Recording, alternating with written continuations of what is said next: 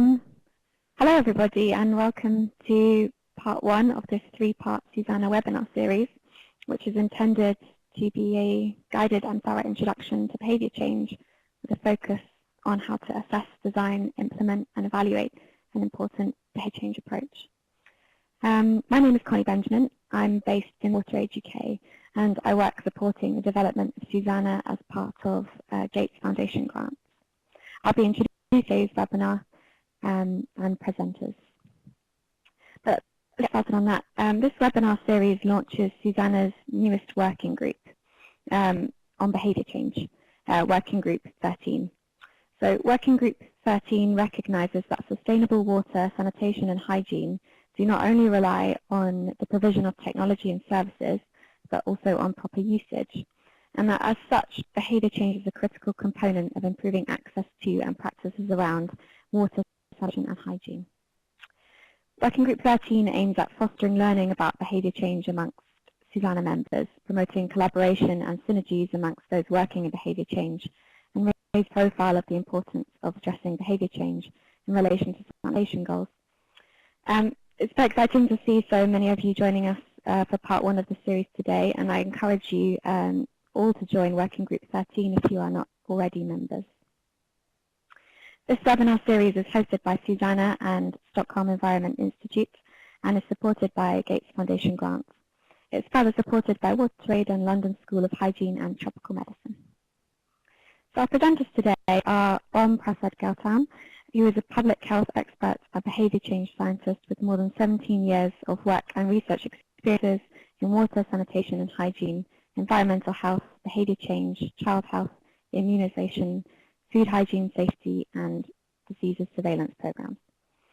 Holds a PhD from London School of Hygiene and Tropical Medicine, 2 master's degrees, one in public health and another in social sciences. Currently works at WaterAid UK as a senior wash manager for hygiene based in London. Is also one of the leads of this working group, so that's SuSanA Working Group 13. Has also previously worked at various international organisations, including World Health Organization. Our second presenter is Ben Tidwell, a PhD Fellow in Applied Behavioural Science at the London School of Hygiene and Tropical Medicine, whose dissertation is about the application of behaviour-centred design to create the first rigorously evaluated intervention to improve the quality of peri-urban shared sanitation. He has 9 years of experience designing, managing and evaluating behaviour change programs covering maternal child healthcare, nutrition and wash behaviours in Africa, the Middle East and the Caribbean. So we're very lucky to have these two with us today. The webinar will last approximately 75 minutes with time for questions after the presentation. You can ask questions as we go along in the chat box and we will put them to the presenters later. You can also press the raise hand button and after the presentations we will unmute your microphone and you can ask questions directly. So yes, now I'll hand over to our presenters who will explain more about today's agenda. Thank you, Connie, for the lovely introduction. Okay, good afternoon and good evening, everyone. On behalf of SuSanA Behavior Change Working Group and WaterAid, I would like to welcome you all in the webinar series. So this is first series out of 3 series, as Connie already mentioned. Behavior change is such a broader and diverse topic. And so today we'll be covering some aspects of the behavior change, and subsequently through this series we'll be covering many almost main key aspects of behavior change as we move on. In particular for today, so we'll be discussing about the global status of hygiene behavior change, what works and what doesn't in behavior change.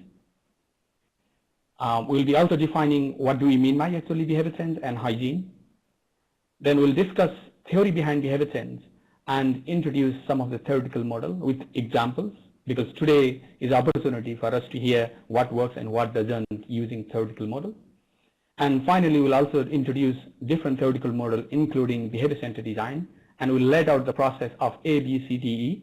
That will then a foundation for us to kick off the next webinar series. I think at least for this group, it is needless to say that water, sanitation, and hygiene is fundamental to human development. WAS is foundation for any development agenda. Positioning water, sanitation and hygiene in sustainable development goal actually rationalize its importance in a broader development context. But positioning and understanding of behavior change in this broader development context is still thin and very tiny. It's because historically water, sanitation and hygiene has been seen as only the provision of taps and toilet in the sector. In particular, in water, sanitation and hygiene sector, we always envision is the taps and toilet sector. Similarly to the health sector has always seen as a medicalized medical sector. And there was a little transition in between. So only provision of taps and toilet is not going to ensure the sustainability of these services. So therefore we added, as a sector, added knowledge improvement, calling hygiene education. And we realize just education is not going to lead for behavior change as well. But these two aspects, the infrastructure and the knowledge, is important. These are still the foundation, but not enough. So therefore we are now adding another brick, which is a behavior change brick in the ongoing water, sanitation and hygiene sector. So today we will be specifically focusing on what is that additional brick that we would like to work on. If you look at the sector, we still struggle. When you go and implement water, sanitation and hygiene program, we still do infrastructure improvement, we still do knowledge improvement, but those are not enough for sustaining our services. So today we'll be focusing on this desired shift in the sector, and we'll be highlighting in the subsequent section. To rationalize this, I would like to just start with some of the context. Where does our sector actually stands in terms of hygiene behavior change? So this morning, as we speak, around 2.37 billion people defecated openly in an open air. Only 19% people globally wash their hands after defecation, only 19%, which is quite low. Some of us might have visited health center this morning or this afternoon. Only 60% of those health workers actually wash their hands before touching any patient. And only 20% of the schools globally has hand washing facility to practice. You can see the behavior change aspects. The actual behavior is quite low globally. The consequences of this is quite devastating. Due to lack of water, sanitation and hygiene, lots of disease, waterborne, water-based, vector-borne disease. Of course, when it comes to WAS, we often think about diarrhea. Diarrhea still kills almost 500,000 children every year, which is a child dying in every 2 minutes. That is a jumbo jet plane crashing in every day. So, but very less importance on behavior change. Not only diarrhea due to lack of WAS, so the lack of WAS contributes to higher burden of other diseases like pneumonia, undernutrition, the environmental enteropathy, which is a gut infection. The idea is if children is residing in a highly contaminated environment, they're likely to ingest lots of contamination through food, water, and from other exposure. And that causes the gut permeability. No matter how much they are going to eat, it's going to just go away.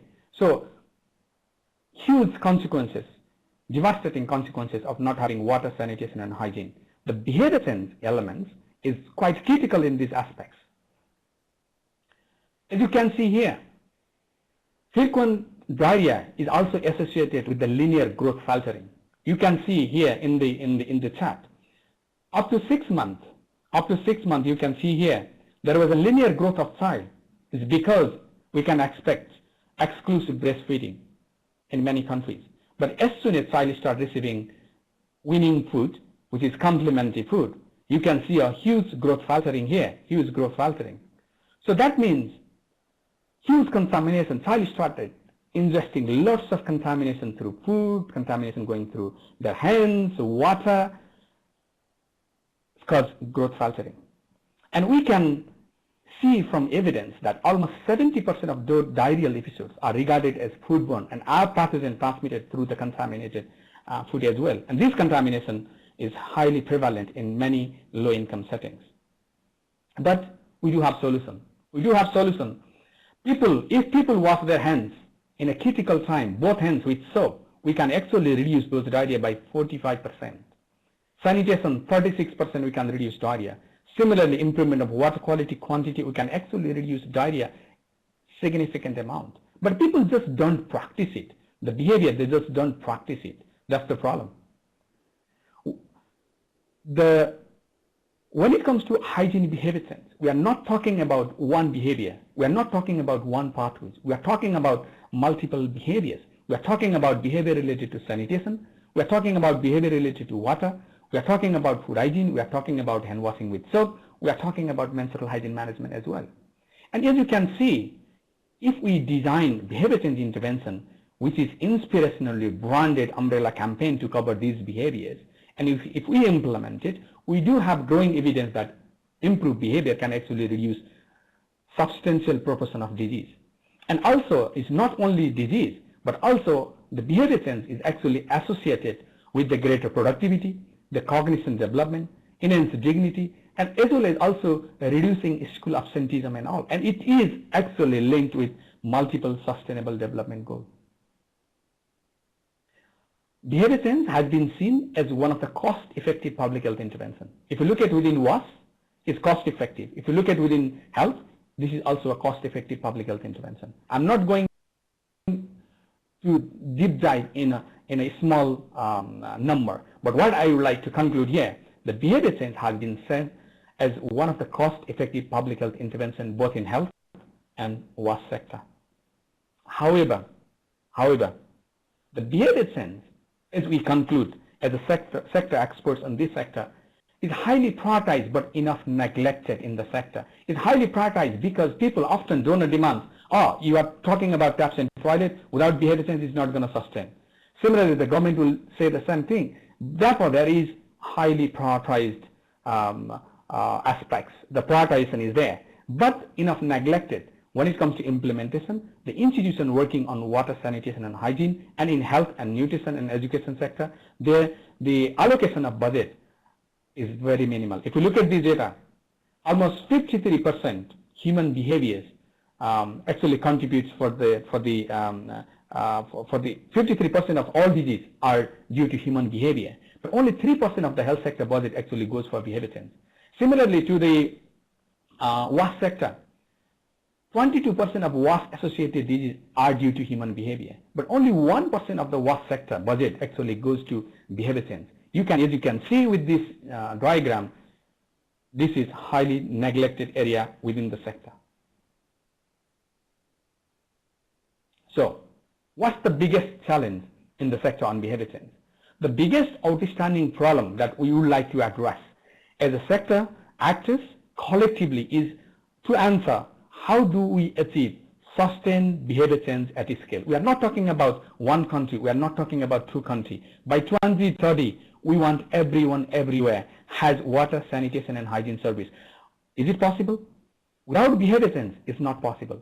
How are we going to answer this? What is the biggest what are the biggest outstanding problem in the sector in behavior change is to answer this question. So how do you actually address this question? Implementing behavior change intervention at this scale is a very much challenge. This is not happening is because changing people's behavior has always seen as a difficult undertaking, complex undertaking. And this has been the forgotten foundation both in health, WAS and nutrition sector. But as we implement behavior change intervention at a small scale, in a controlled environment, we have seen we can actually change behavior. It is possible to change people's behavior if we use a right trick. If we use a right methodology, it is possible to change behavior. That's what we are going to discuss this afternoon. Okay, so let me deep dive what works and what doesn't. When it comes to behavior change, this is not just about training. The cognition model of behavior change, telling people do this and that through training, is not going to change people's behavior. It's not just about infrastructure. The provision of water, sanitation services, the infrastructure is not going to ensure. So we do have mounting evidence to conclude that. So what didn't work? So we conclude from the evidence that any behavior change intervention, using health-related messaging, fear-related messaging, using posters, pamphlets, and wasting lots of money on printing caps and t-shirts is not going to change people's behavior. That's not the program that we want. The cognition model of behavior change, as I said earlier, telling people to do this and that, going in each household and telling to do this as if they don't know anything, is not going to work. It's not going to change people's behavior. As you can see in the slide, the hygiene education, one of the trials that was implemented in India, they have used hygiene education, used germ theory to implement the program, and there was a negative effect in terms of changing behavior. The control group who didn't receive intervention has actually changed behavior rather than the intervention group, as you can see here. So, to conclude here, the theoretical model or any behavior change intervention that use cognition model of behavior change is not going to work. Various approaches has been tested globally. This is just one example that I would like to flag. You can see this is one of the products, which is water filter Life Straw. Life Straw is a quite unique product. It filters water. People can actually use it. The company actually produced these Life Straw filters, and they distributed in 100% of the houses in one of the community. But in terms of use, it was around 13%. Why? Because you can see the way the people are drinking water is quite difficult. So as we design the intervention, if the intervention is not feasible and acceptable for the public to use it and attract it, it might have low uptake. So low uptake meaning you will get the low effectiveness of the intervention. So now I would like to show you, to conclude what didn't work, a video that will demonstrate what might go wrong as we implement. To properly wash your hands, you're going to use warm to hot water, soap, and you're going to make a lather in your hands. You're going to scrub for 20 seconds, which is the equivalent of saying your ABCs or singing happy birthday twice. You want to scrub the palms of your hands, the back of your hand, in between your fingers, and underneath your nails. You're going to rinse thoroughly, and you're going to use a paper towel to turn off the faucet. So, what do you think about this? Do you think this kind of advert is going to change people's behavior? If you ask me, I definitely will ask you your opinion. You can type it here whether you feel it's going to work. If you ask me, it's not going to work. It's not going to work because hand washing is such a simple behavior. The way it is positioned, she is making complicated. She is using lots of messaging. Do this and that. Happy birthday song twice. It's the way it is positioned. The people will already see this is a complicated behavior. At the same time, we are targeting people in low and middle income countries, and having these sophisticated facilities may not be possible. It might work in a certain setting, but it may not work in a wider program implementation setting. So this kind of communication, the knowledge-driven intervention, not necessarily work changing people's behavior. So then you might start thinking, what works then? What actually works on behavior change? So based on the evidence that we have, the systematic approach, the intervention that was designed based on emotional drivers, using discussed notes or affiliation status can actually work. So in our session, we are going to, in a subsequent session, when we describe about the theory behind behavior change, so we'll touch upon those aspects, elements. So systematic approach, intervention driven by emotion can actually work. Second, intervention based on change in settings can actually work. So we'll also touch upon that with the examples in a subsequent presentation. So any intervention focusing on behavior change using surprise elements and engaging activities using social marketing approach can actually work. You can see in the slide, we have evidence, lots of evidence from India, from Bangladesh, from Nepal, Ghana, Pakistan, and Peru. Actually, the behavior change, we are able to improve behavior from 2% up to 63, 69%. We can actually change behavior, but we need to use the right technique and right tools to change. So now let me show you another video that will give you a little different insights as contrast to the previous video.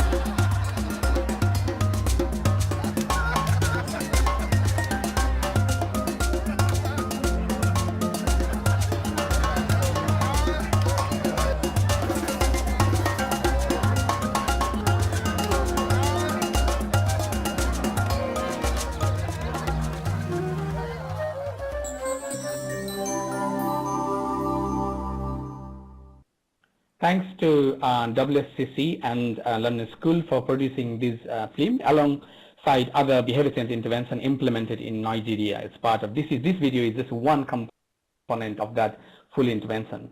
So I just don't want to go into the detail of that video, but just wanted to flag one point. You can see there wasn't a single wording in the video, and you can see some of the emotional insight there. The person who is not washing hands and coming out, and people actually disregard him. People feel disgusted and he feel excluded, and the other who wash hands, he feel respected.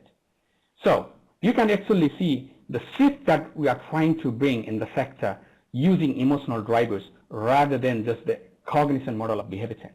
So with that, I think we feel quite well here to sort of highlight what is behavior change. What do we mean by behavior change in the sector?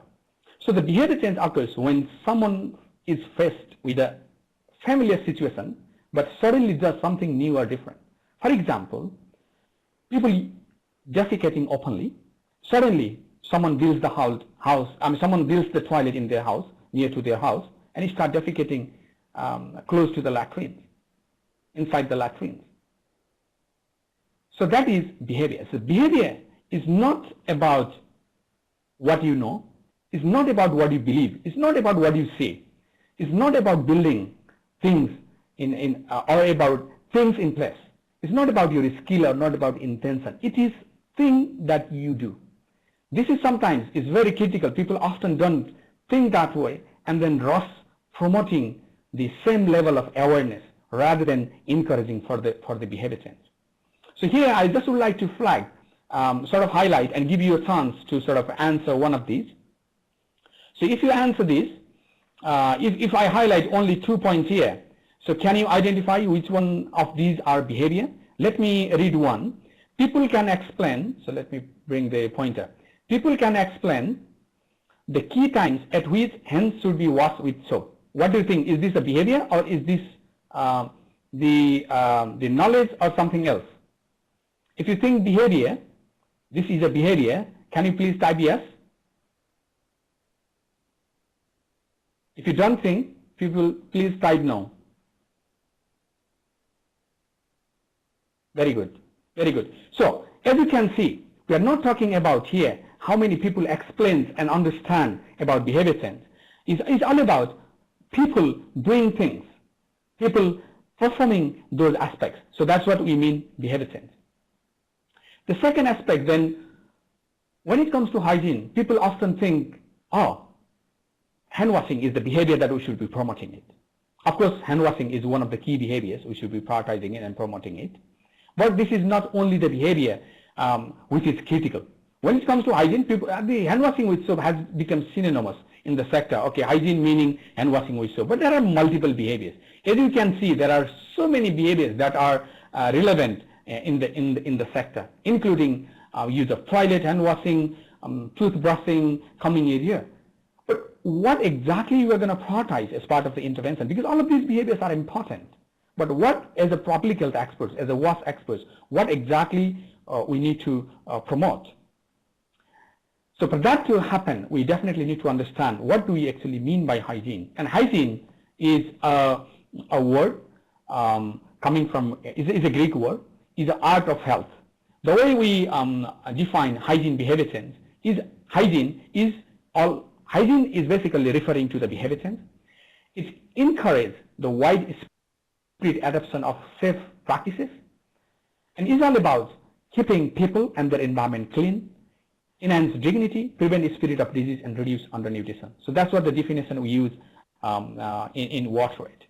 So then you start thinking, which behavior among those, as we have seen, need to prioritize. So most of you might have seen this F diagram.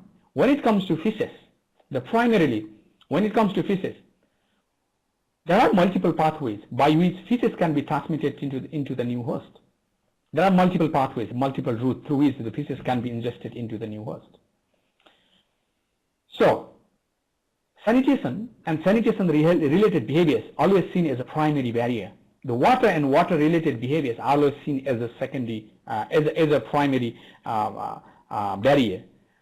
But the other behavior, the hand washing with soap, food hygiene, the water-related behaviors, that is treatment of the water and proper storage, sanitation-related behavior, which is cleanliness, use, and child feces disposal, and food hygiene aspects, which is thorough reheating and cooking, are also the key behaviors that we as a sector actors should address.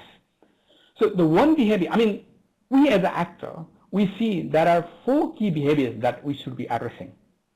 That behaviors include, of course, definitely, if you look at this diagram, the sanitation-related behavior, which is the use, cleanliness, and proper the child feces disposal. Water-related behavior, which is household water treatment and the proper storage. Hand washing with soap, food hygiene, those are the 4 critical behaviors. But we as a sector, we also see there might be other behaviors, the context-specific behaviors that need to be prioritized. For instance, if you are working in a highly contaminated environment, if the trachoma is highly prevalent, we are not going to run out without promoting the face washing as one of the critical behaviors. So it determines based on your formative research, based on your assessment analysis at the beginning, but we see these are the 4 critical ingredients of behavior change. In addition to that, we as a sector actors, we also promote menstrual hygiene management because of the menstrual taboos and the human rights issues. So we add menstrual hygiene management as one of the key components alongside other 4 behaviors. So that becomes the 5 behavior becomes a critical behaviors that we as a sector stakeholders should collectively address this.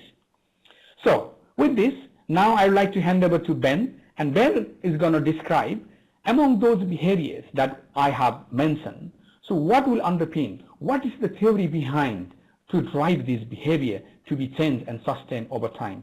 So over to you, Ben. Okay, thank you very much, Om.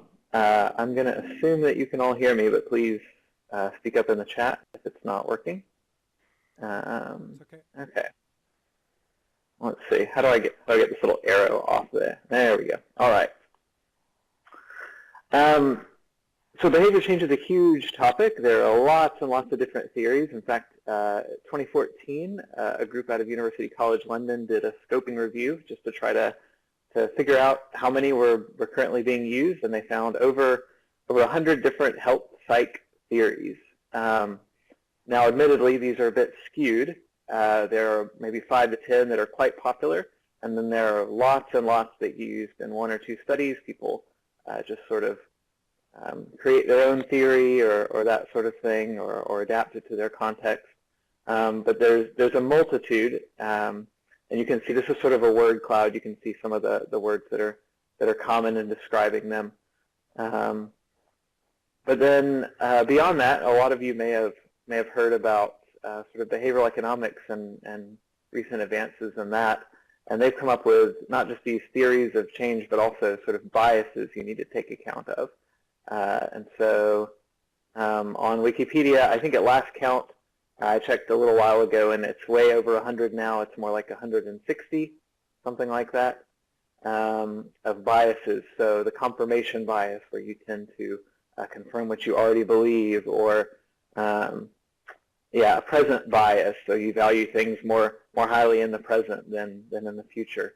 But the question that comes up is, okay, if we have more than 100 theories and hundreds of biases and all these sorts of things, you know, maybe what's right? Are they all right? Or they all describe the same thing in different ways, or are some of them better in certain situations? I think one thing that's helpful for me when I look at things like this list of biases, there's a guy called Jason Collins who gave this example. He said in the 1500s, there was a model, not of behavior, but of the galaxy, or of the universe, that had the Earth at the center, you know, and everything sort of rotating around it. But they figured, well, it doesn't quite work like that. Sometimes Venus doesn't cross the sky just right, so there's sort of a Venus bias where it does something. And these things sort of, they don't quite work with, and so they come up with just lists and lists of these things and came up with this incredibly complicated model of all the ways that you know, something deviated from the ideal model.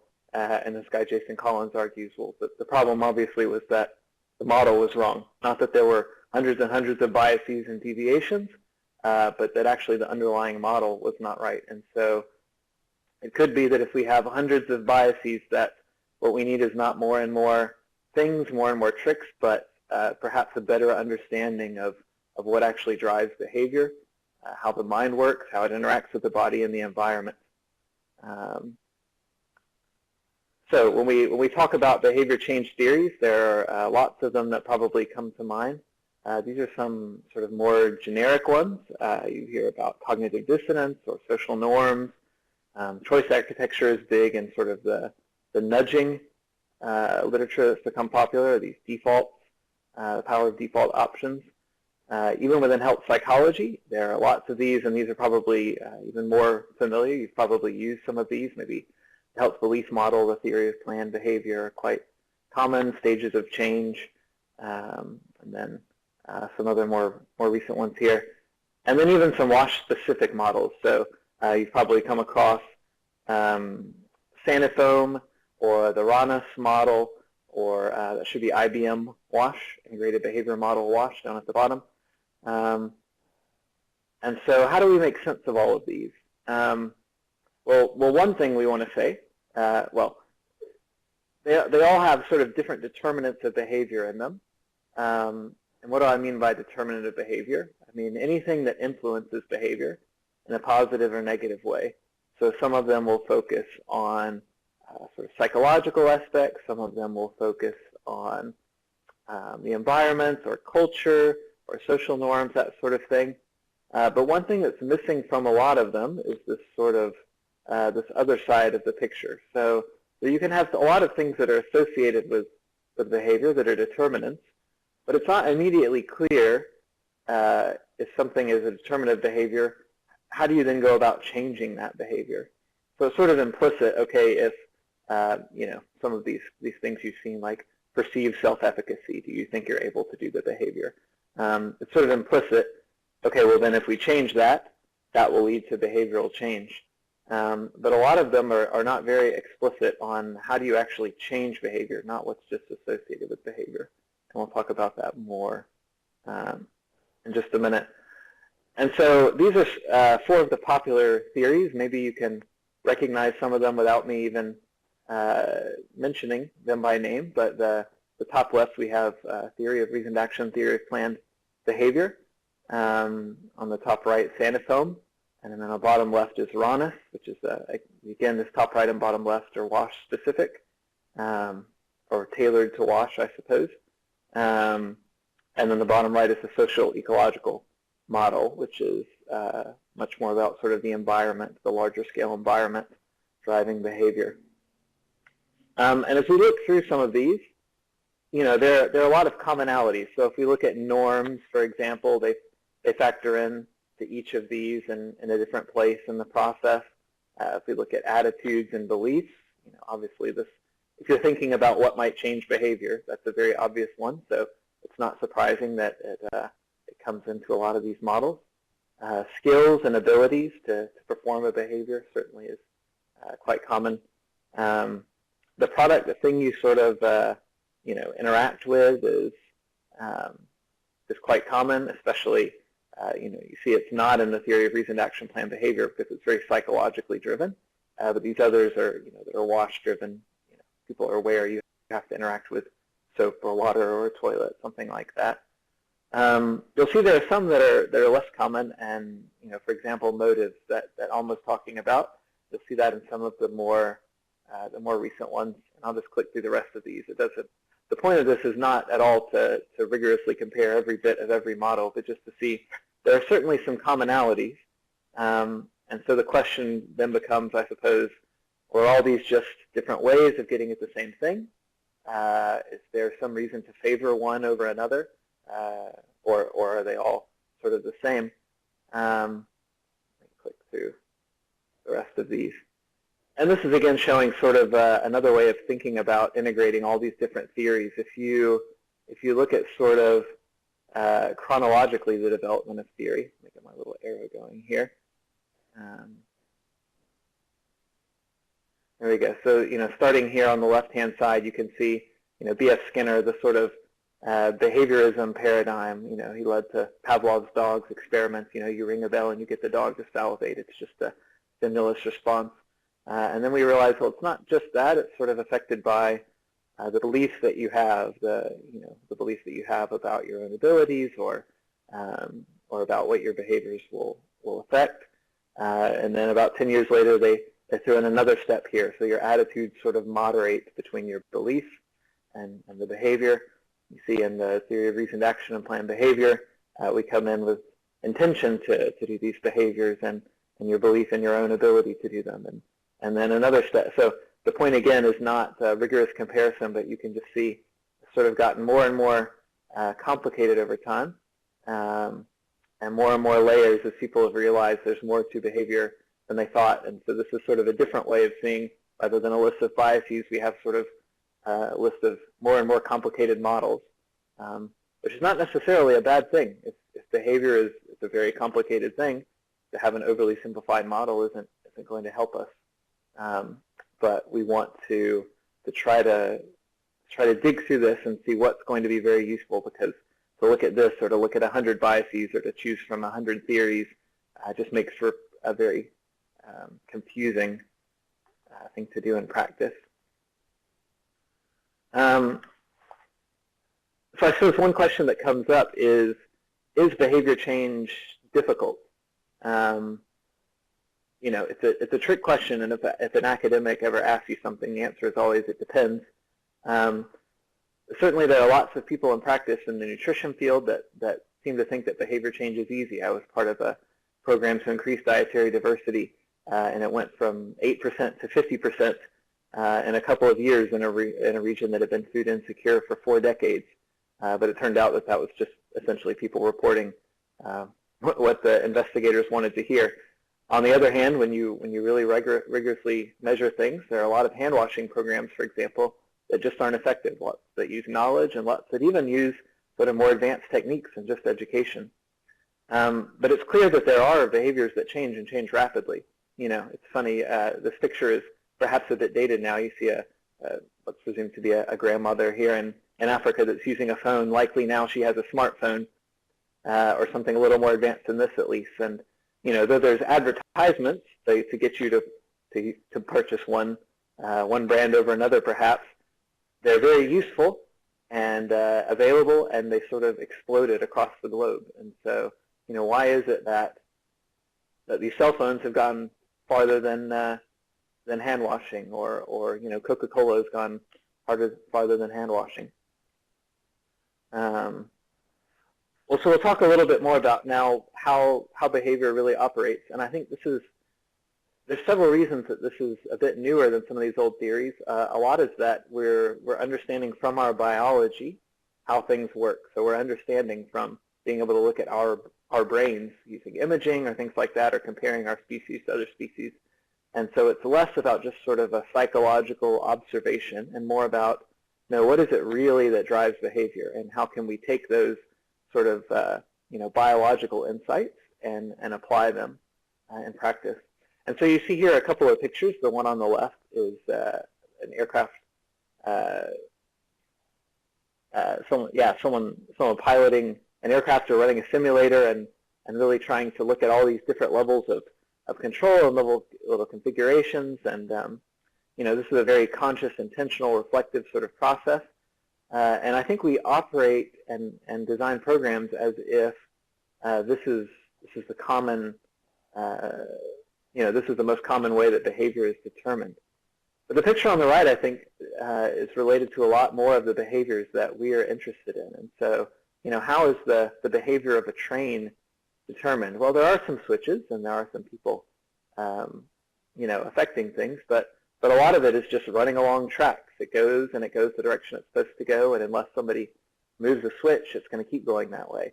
And so when we start to think about defecation behavior or hand washing behavior, it's less about this deliberative, reflective, conscious choice every time, and much more about sort of running on the rails unless something changes us, changes the direction of our behavior.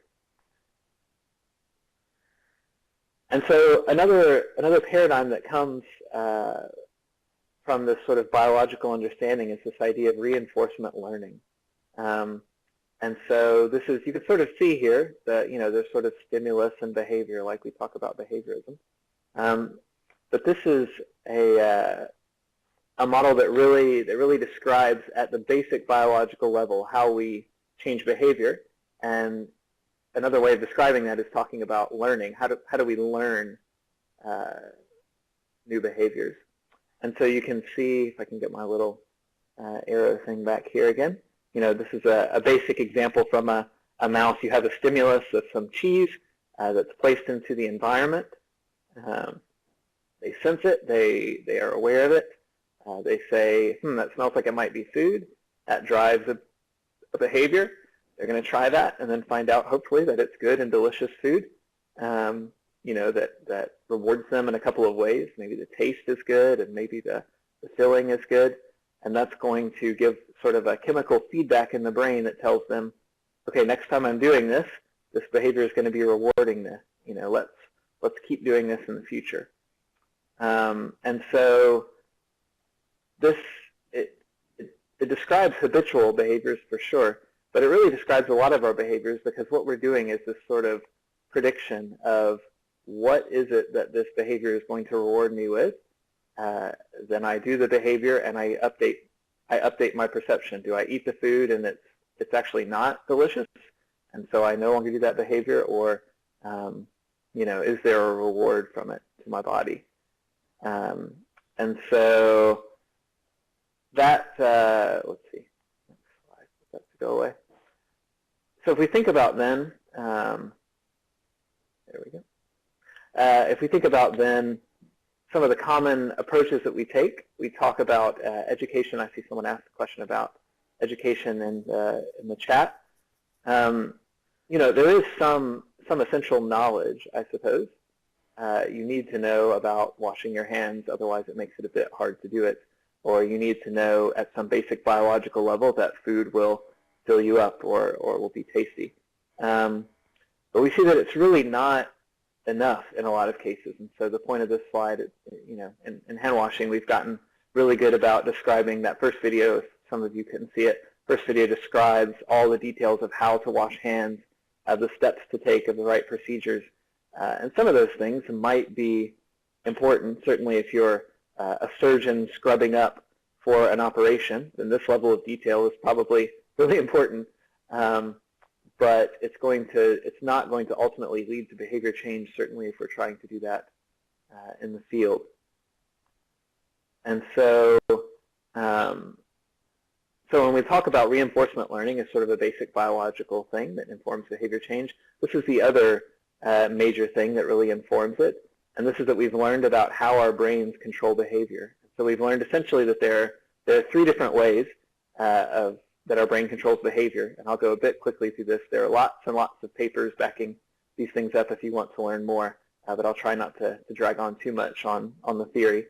But basically there's sort of we call it a reactive brain, sort of this reptilian, I'll arrow back, the sort of reptilian level. This is your automatic sort of fight or flight response. This is your sort of behaviors you don't need to, like a chewing or a sucking behavior for a young infant, something like that.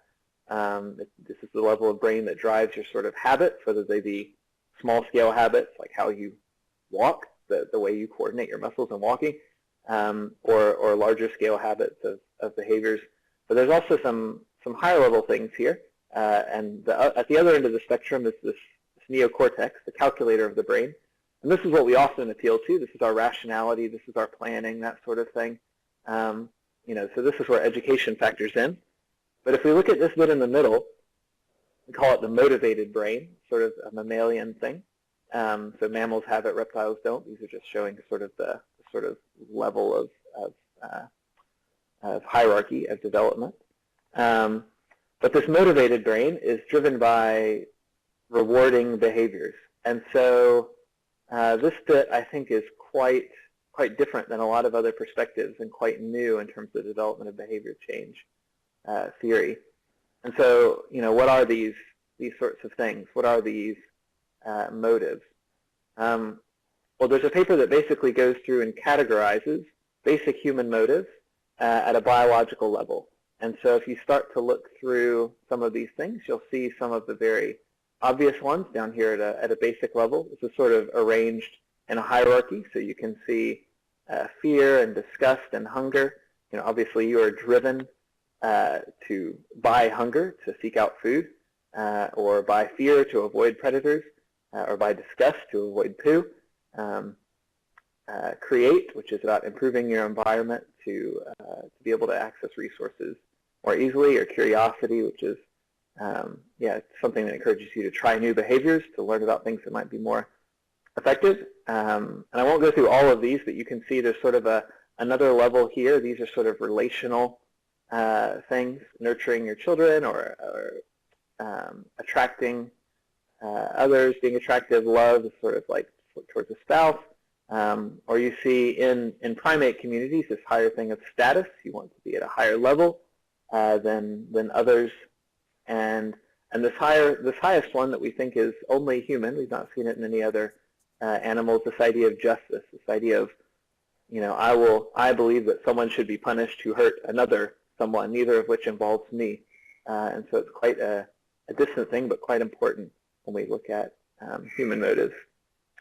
And so when we look at these motives, these are basically tools that we can say, if we activate one of these motives with a message, these are things that people do that are rewarded in their brains. And so when you fulfill this motive of hunger, your brain chemically tells you that was good, do that again.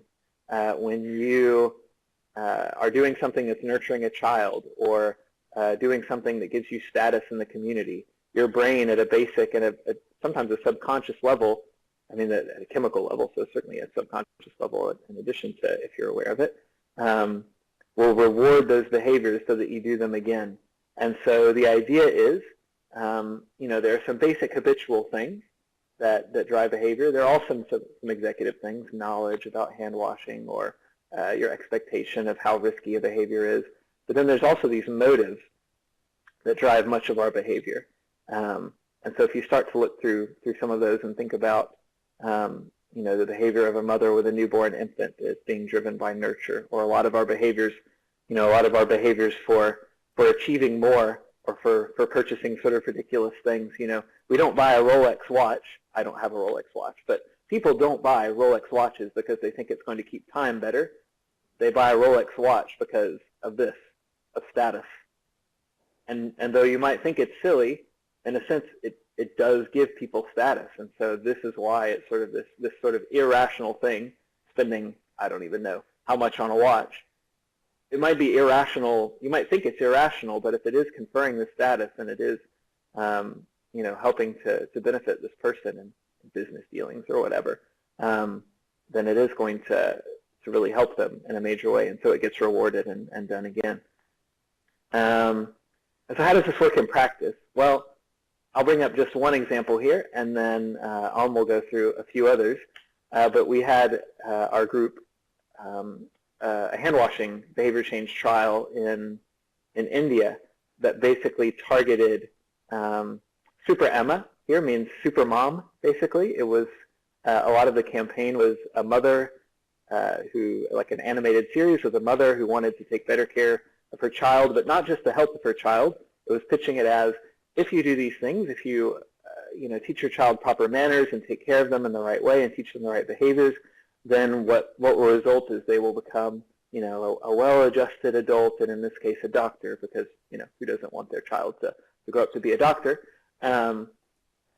And so it's not saying wash your hands, you have poo on them, or wash your hands, it's going to give you diarrheal disease, but wash your hands. It's the proper thing. It's the way you nurture your child for them to have proper manners and grow up to become successful. And this is just one example of the results you see down at the bottom. This top line is the intervention villages, and then the bottom line was the control that then received the intervention afterwards. And so you see sort of the intervention being delivered and it taking off from quite a low initial level of hand washing, so obviously lots of barriers there, to people learning how to overcome them, not with giving of tippy taps or subsidies or heavy education, anything like that, but just being driven by a much more basic behavioral motive. And then you see, of course, as the intervention is delivered to the control group as well, you see it sort of comes up into an increased level as well.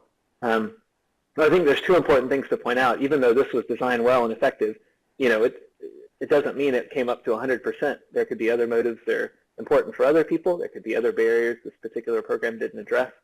And it could also be that you do this sort of thing and you target this motive, and there's a barrier that you missed, and you don't get an incredible positive effect. So I think it is important to know that what we're saying here is not, from this understanding, you will automatically have incredible 100% behaviors everywhere. It's more saying, from understanding behavior in this way, based on what the brain is doing and based on how it applies out in the real world, it gives you a little more of an idea of what to target specifically, and it gives you perhaps a better chance because you're getting closer to targeting what's really important. So let's see. And then just one last point, I guess, before passing it back over to So, this is again sort of, we talked about sort of the basic biological aspects, sort of the executive versus the reactive versus the motivated brain. But there's another thing, there's another thing sort of stopping us. We know a lot of behaviors are unhealthy. We know a lot of things we need to change, and we don't do it. We sit, this guy on the left, I suppose, is both representative of obesity and perhaps television watching behavior, which I might argue is not a great one, or cigarette smoking we see persist, or going out in the sun and over tanning. And so what's the reason that we do those behaviors? We do these things that we're rewarded for in some way. Well, the basic principle, here's something we call psychological mismatch. And so while I say to do a positive behavior, we might want to add a motive that really helps benefit, so something like manners to hand washing or something like that. The problem is our bodies are really designed to respond to those rewards, and sometimes those rewards aren't good. A lot of times that's because of a change in our environment. So, for instance, our hunger motive rewards us very strongly, and when you're a hunter-gatherer, that's great because you need to spend a lot of time consuming food. Unfortunately, when you have this drink that shall remain nameless on the left-hand side, when you have that available, it's a very rewarding thing for your brain to drink that beverage, and it tells you, do that again. That was good. That got me calories, which is fine when you're a hunter-gatherer, when you can go to the corner store and pick up, enough crisps to last you for the rest of your life for a pretty small price. It leads to some poor outcomes. Or in the case of something like exercise, we go into the gym and we work out. Well, what we feel immediately is soreness or tiredness or something like that. It's not a very intrinsically rewarding behavior. So unless you're trying to, impress someone or something like that, there's not a good immediate drive that gets you to do that. And the same thing with hand washing, right? So hand washing is not a very intrinsically rewarding behavior. You rub some soap and water in your hands, and maybe they smell nice would be about the only sort of intrinsic, or maybe if there was dirt, you can see the dirt has gone away. But if it's only germs you're worried about, you don't see these germs, you don't feel that sort of thing. And for me, sometimes it makes my hands dry, and I don't really like that. And so it turns out that these are working against us. The motivated brain is not just a way to get good behaviors, but it's a thing that leads us to bad behaviors, whether it's overeating or not washing our hands, or any of those sorts of things. And so with that, those are sort of the sort of levels of brain and mismatch are two of the sort of building blocks of behavior-centered design, which we'll talk about a little more later. And I'll turn it over to here to talk about sort of the third thing here in a minute that we think is important. Thank you, Ben. Thank you, Ben, for covering some of the theoretical aspects.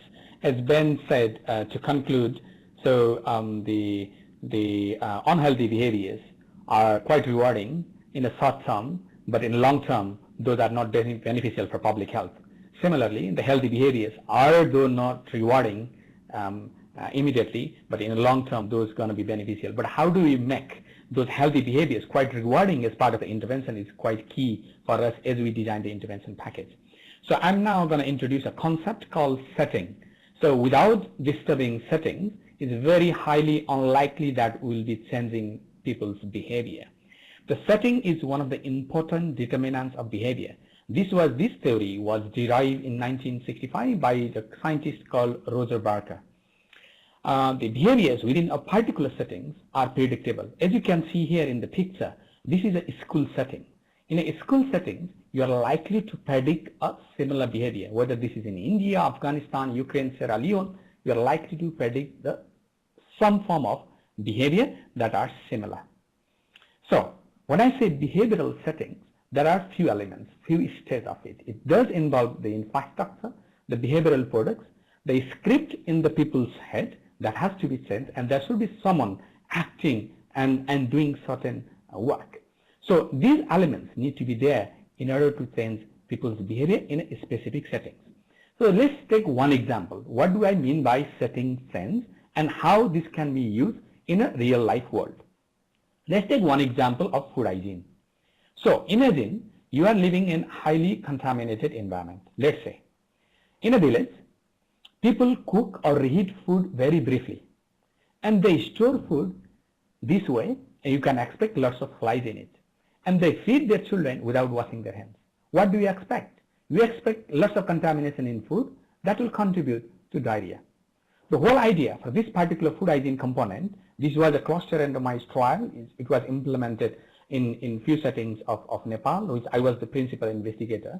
We wanted to change 5 key different behaviors within this. The thorough cooking and reheating, cleanliness of serving utensil, and washing with soap, proper storage with lid, reheating and cleanliness and proper storage and treatment of water. Once people reheat their food, again cycle continues. They need to clean the serving utensil, wash their hands, leftover need to be properly stored, and again reheat, feed, right? So that's the 5 behavior we wanted to change. We use a concept of setting sense. So what we did, the first intervention was to change the script in the people's head.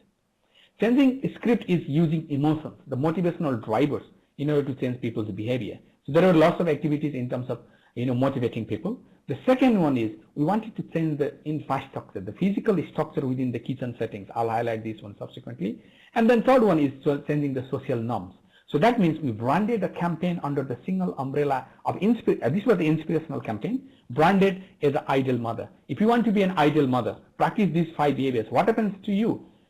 Your photos will be put up in the junction of the village. For instance, like this, your photo put up in the junction of the village for their social respect and pride. So let's use one example. If I ask anyone in the call now, stand up and sing the song for 5 minutes, are you going to do that? Anyone would like to do that? No, because this is a webinar setting. In a webinar setting, there are certain scripts in your head already. There are rules in a webinar. You listen someone, you'll ask the questions. Your behavior has already been changed. So similarly, if you are implementing an intervention in a village setting, look at this, the left-hand side picture. If you are intervening in this village with this particular kitchen setting, and if you want to change the behavior, 5 behaviors that I have highlighted already, no matter how many times you are going to tell mothers, reheat your food, wash your hands before feeding, and reheat your, treat your water, they are not going to do that because they will be seeing the similar setting every day they go into the house. So whole idea was to change, how do you actually change that setting? We came up with the idea of kitchen demarcation. It was a kitchen makeover. So we demarcate the specific kitchen using different buntings. We then place a visual eye dangles in a behavioral place. Let's say this is a storage place where we have eye dangles, this is ideal motherboard, this is a jungro, this is a milk treatment where we have symbolized the milk, and we sort of put bunting in it. By just doing this, the kitchen looks clean and bright. In this kitchen, look at this, mothers entering in this kitchen, or any men in the household entering in this kitchen or entering in this kitchen. We haven't done much, but it's just the kind of using a local knowledge and language. So we sort of change the cleanliness part of the kitchen, and we introduce a new rules and norms. So entering in this kitchen, mother need to practice 5 behaviors. By this was a physical setting change concept, and we use some of the emotional drivers. We discussed affiliation and nurture as part of the intervention. So after implementing this intervention, the proportion of mothers practicing 5 behaviors during the baseline was 2%, and it went up to 43% after 6 months of implementation. So another example, changing settings. So this is an example left-hand side from Bangladesh. So one of our colleagues from the University at Buffalo and London School, they have set up, they have developed a footprint towards the hand washing station. By just doing this, they didn't promote, they didn't educate students to wash their hands. By just putting this footprint towards the hand washing station, the behavior, the change behavior from 4% to 74% by just changing this physical infrastructure. Another example, which is non-wash, in the right-hand side, you can see here. This happened in Amsterdam, in Netherlands, where this was tested in one of the university. In the university, the male urinals were quite disgusting and quite smelly. They came up with the idea of putting nuts in a male urinals. They've just branded flies and put in the male urinals like this. And they did it after 15 days. And those male urinals were clean at that point, a particular time after 15 days. It's because that there was obvious reason. Men visiting those urinals actually started aiming to kill the flies. So there, by just putting that nudge, it actually changed behavior. So the behavior change, the way I want to conclude this one, behavior change is not just about telling people. So how do you actually disturb the setting? How do you actually change the physical environment? It's quite key. Another example from the hygiene promotion through routine immunization in Nepal, the whole campaign was implemented by the Ministry of Health with the support from WaterAid UK. There are lots of campaign components. One of the key that we have used to change the behavioral settings is we have branded a mirror with a visual illustration of 5 behaviors and ask mothers to place those mirrors in the kitchen settings. And just mother entering into that particular kitchen can actually see this. We branded beep with a message called, "Did you wash your hands before feeding me?" And we ask mothers to use those beep before feeding to their children. It acts as a nudge to change the behavior. So it's not about telling people. It's all about how do you actually bring that props and reminders in a behavioral settings to reinforce the behavior is a very key. Behavior change, one-off exercise, telling people one time, 2 times is not going to change people's behavior. We need to expose people multiple times. We need to find a way of exposing people through the intervention. For example, this left-hand side picture, one of the company, they wanted to actually promote a membership for gym, for exercise. And instead of going through a kind of sophisticated media campaign, what they have done, they have put a weighing machine in each bus stand. Let's say someone is sitting here. As soon as she can see her weight in the screen. By just seeing her weight, she might realize, oh, I'm getting my weight. I need to now join this membership. And they put a very little effort here. So it's all about exposing people. It's not about telling people. In the right-hand side, you can see, this is another example from Bangladesh.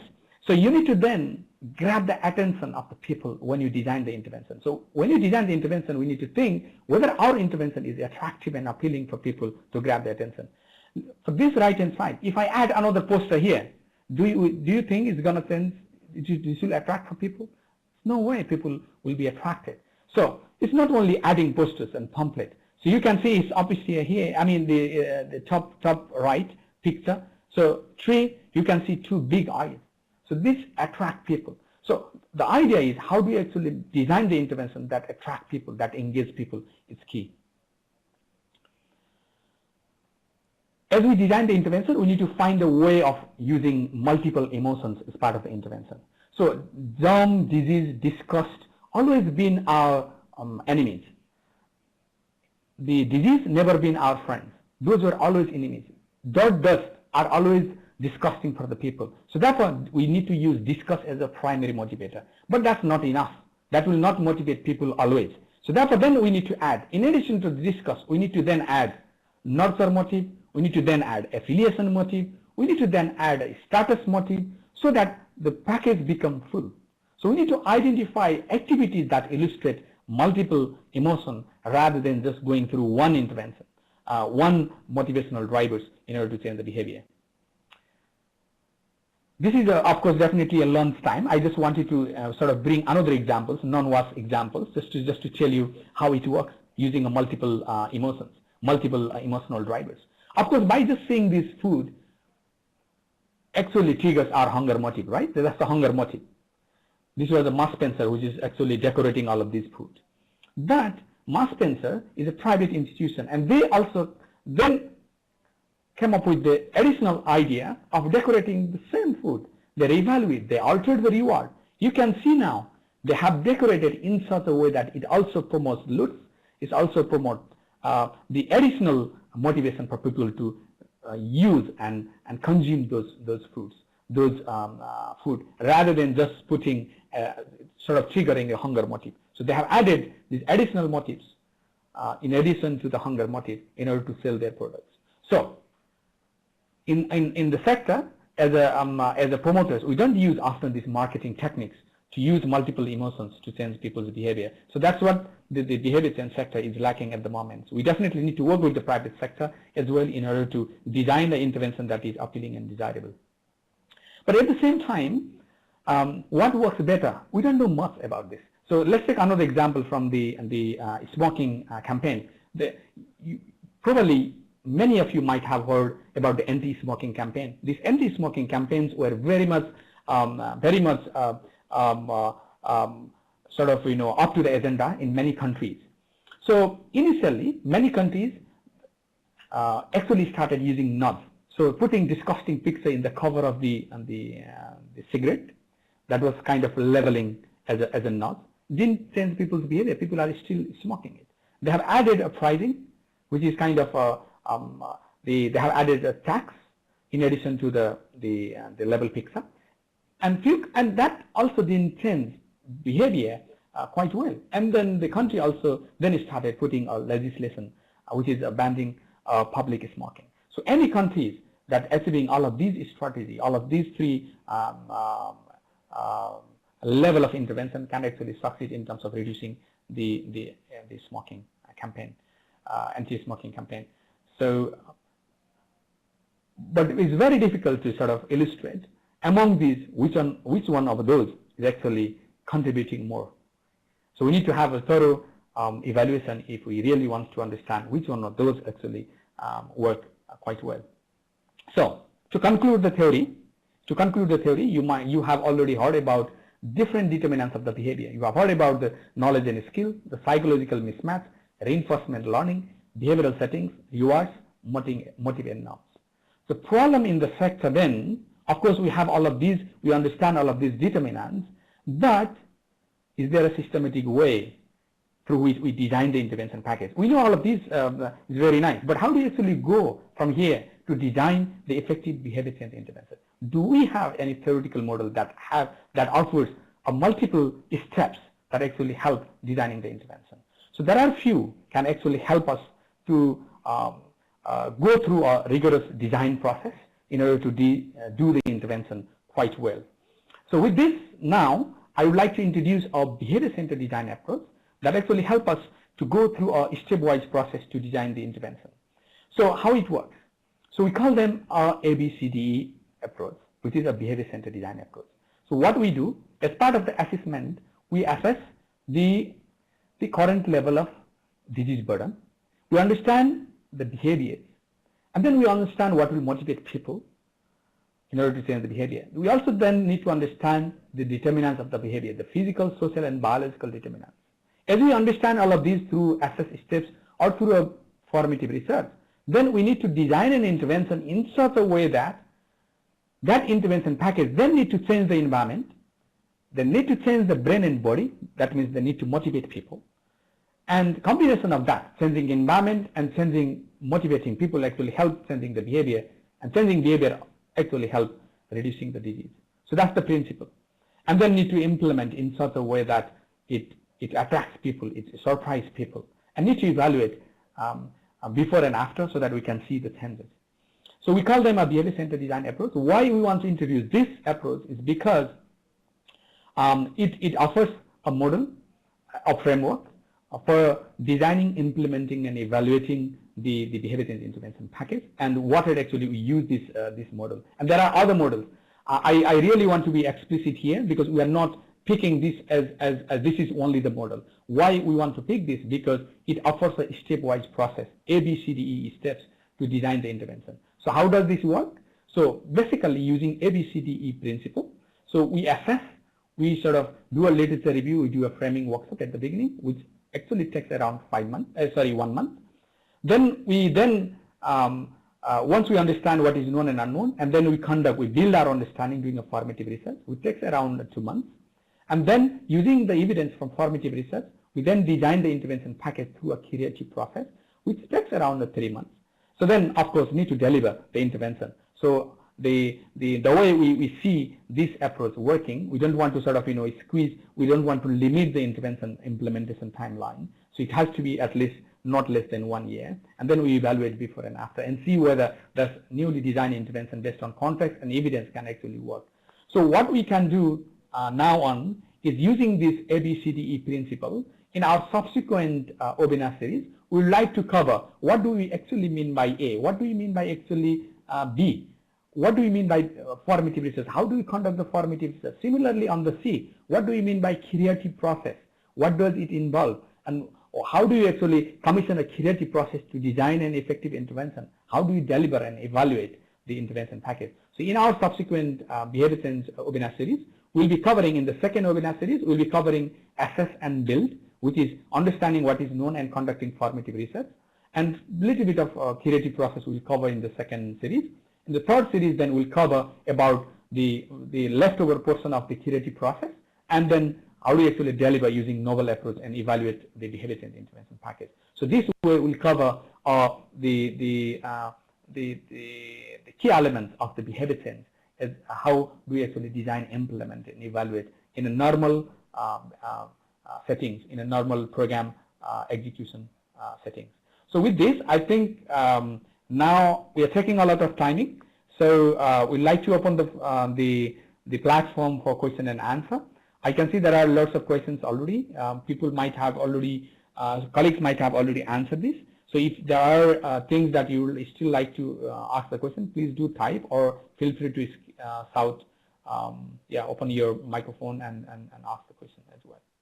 Hello, thank you very much, and Ben. I'll now hand over to Shabana, who's from the SuSanA Secretariat, who has been watching the chat box. I see that Ben and Om have already answered a lot, so we'll just see what new questions come in. There were 8 questions so far, and most of them have been answered already by Om and Ben in the chat box. But now Megan from Splash International asks, why did the London School of Tropical Hygiene and Medicine move away from the eco-visual? Does it still apply to the environment and body-brain components within this updated theory of change? I think this is for you, Ben. Sure. Yeah. So this is this is part of. I even ran along with what we were explaining, which is not the whole model. But eco, for those that aren't familiar, is sort of a biologically based determinant of behavior. And so it says that there are determinants within the brain, within the body, and within the environment. And within the brain, it talks about the same 3 that we talked about. And within the environment, it talks about social, biological, and physical environment. So the people around you, the pathogens around you, and infrastructure, that sort of thing.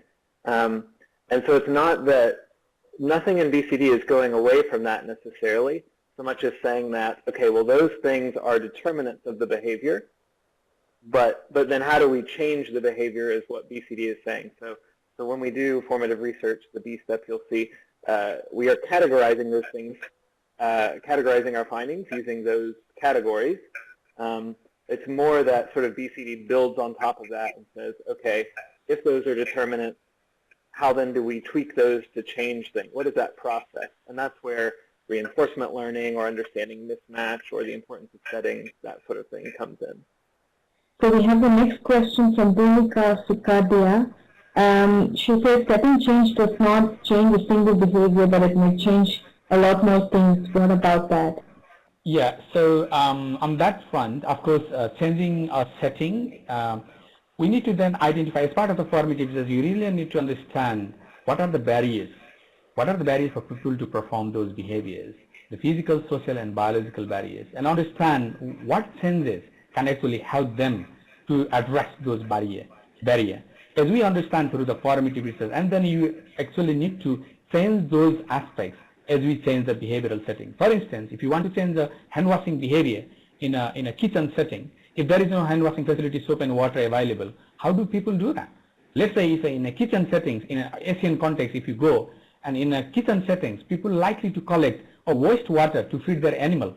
No matter how many times you are going to encourage them to wash their hands, they are not going to use soap in a kitchen settings on that wastewater collecting container, believing that if they use soap, that soapy water is not going to drink by the animal. So how do you then how do you change that setting to bring another hand washing facility within the kitchen setting so that people can then practice the behavior? And then all about putting nudges and eye danglers in a behavioral place to reinforce. So you actually need to identify what changes you want from the formative research and pick those and try to change those only. And I do agree with you that changing settings not necessarily encourage one behavior. It has a multiple effect. So that's the beauty of changing settings. So the changing settings actually helps people to change multiple behaviors. But as part of the intervention, we definitely need to focus what exact change we want. The next question is from Arno Rosemary. He asks, isn't taboo a major hindrance to behavior change? What strategy should be used? I think you are absolutely right. For certain behaviors like menstrual hygiene management, let's take the example of menstrual hygiene management, which is quite easy to link with your questions.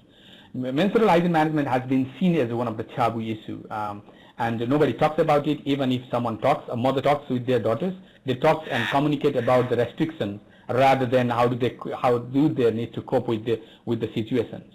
So sometimes the taboos, this kind of taboos acts as a hindering factors to change the behavior.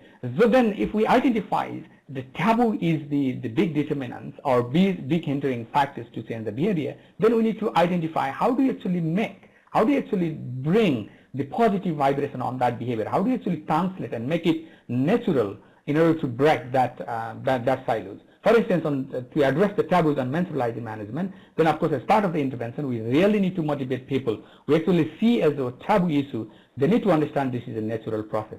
How do we develop the intervention package so that the people feel this is a natural process and this is need for the reproductive health rather than seeing as a taboo issue. So how do you actually design the intervention in order to address those? Some people think that eating, let's say, certain food during the menstrual period, or visiting some going inside the temple, or going in a specific location, or eating fruits might be also an issue during the menstruation. So if we identify those, if those are linked with the behavior, then we definitely need to address as part of the intervention. Of course, taboo is one of the hindering factor. Then if we understand that, as we design the intervention, we definitely need to identify the activity that address those taboo issues. The next question is from Peter Schmid. He asks, would you be so kind and explain the difference between the approach you presented and the Designing by Behavior Change DBC framework approach? If anyone wants to learn about DBC, explore the new website, he says. Sure. I don't know if you're familiar with that. I've used it in several projects, so I don't know if you want me to answer. Go ahead, Ben, please. Okay, yeah, sure. So other than being a confusing mix of the same letters for an acronym, you can see a lot of those things are fairly common. And so when you're looking at DBC as it currently is now sort of is a process of looking at, for those that don't know, sort of target behaviors and then determinants and then the bridges to activities and the activities you need to carry out to change those determinants. And so certainly there are lots of similarities there, right, in looking at a specific behavior and in trying to figure out the determinants.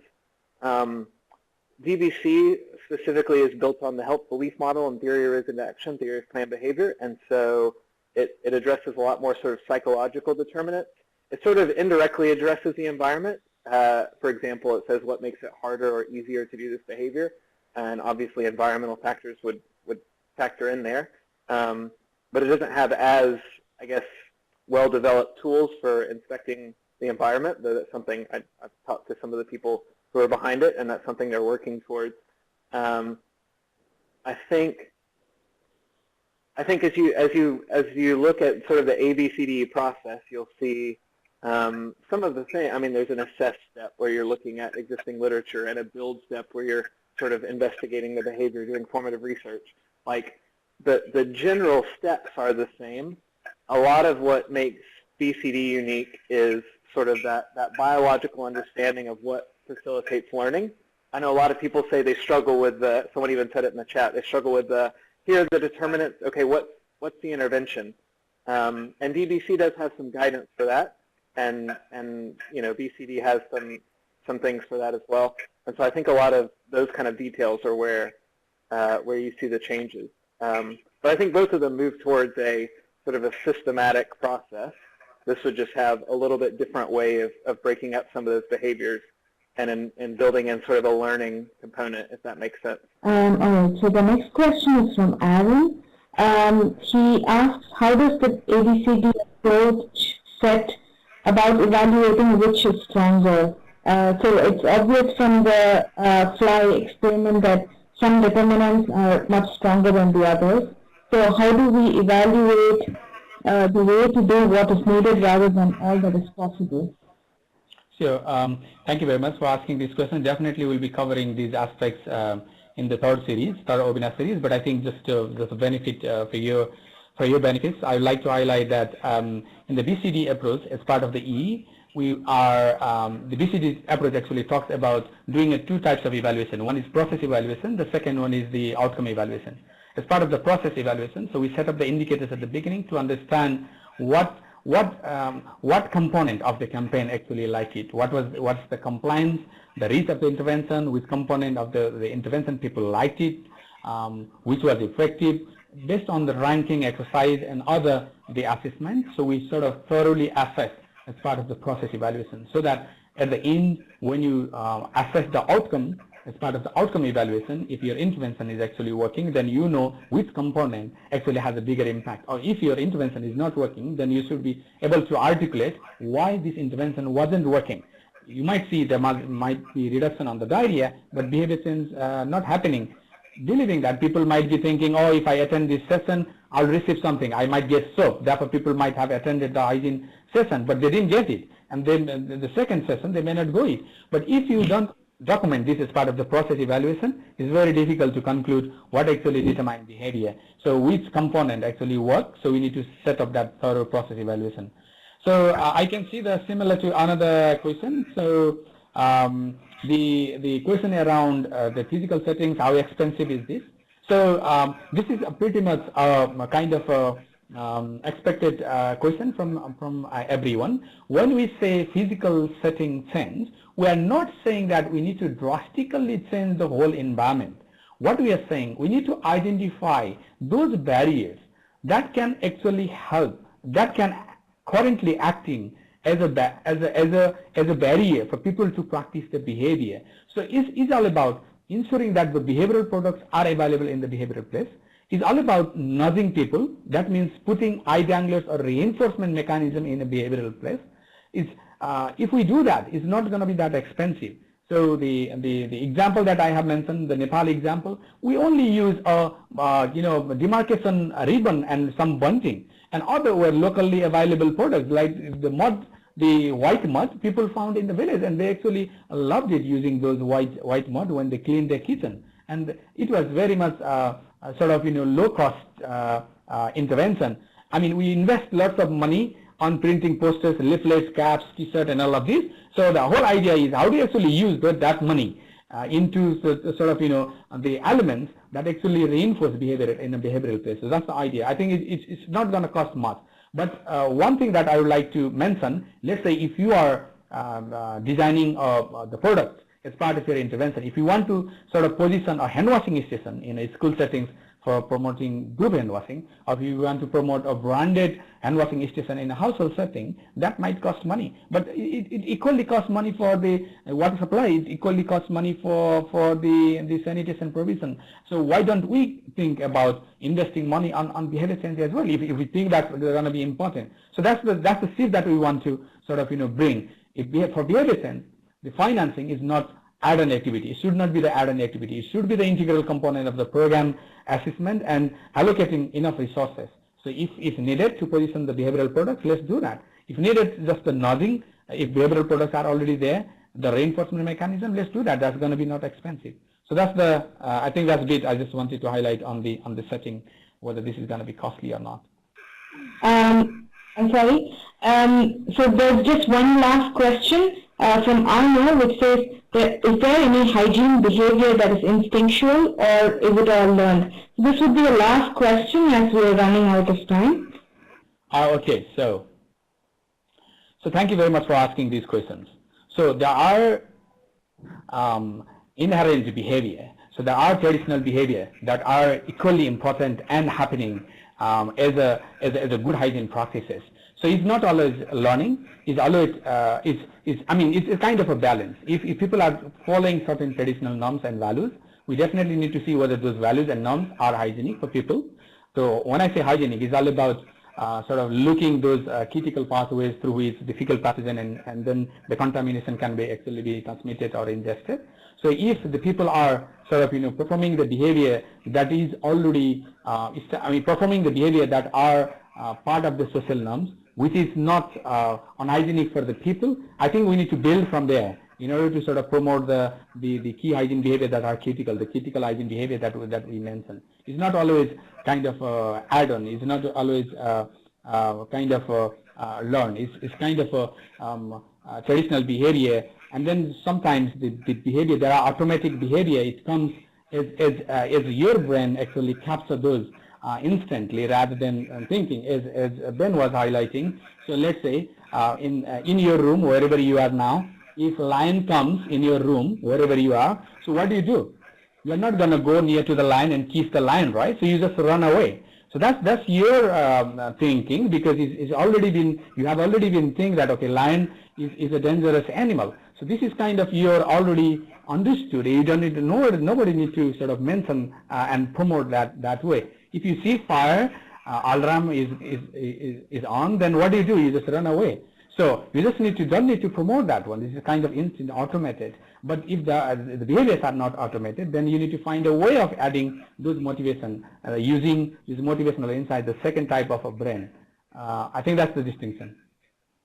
Yeah, and I think it's fascinating to me because there are instinctual behaviors. There are relatively few of them compared to what we do. You know, an infant has an instinct to suck.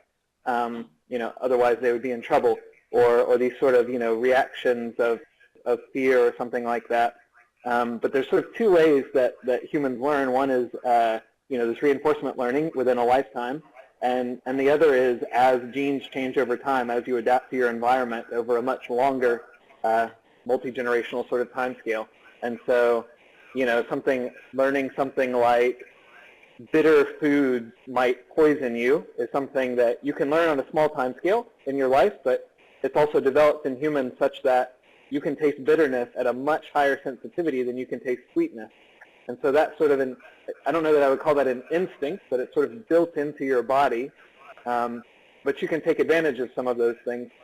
The problem is that when we talk about mismatch, a lot of these wash problems come from people living in close proximity and transmitting communicable diseases, people domesticating animals and the animal feces going in their water source, or the pathogen jumping from an animal to a human.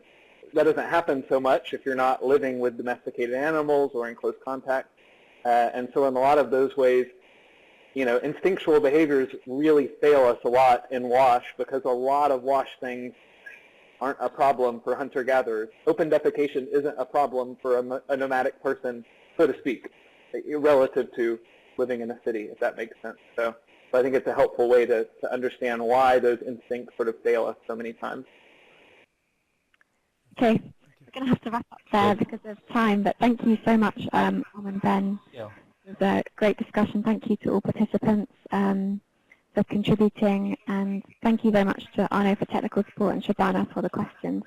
I put a link to a forum post in the chat box where a summary of discussion will be posted, recording will be posted, and you can continue to discuss there if you wish. Hope to see people back for webinars 2 and 3, where we'll continue to learn more about behavior change and these approaches. Yes, thank you. Thank you. Thanks a lot. Good job. Thank you very much. Thank you, everyone.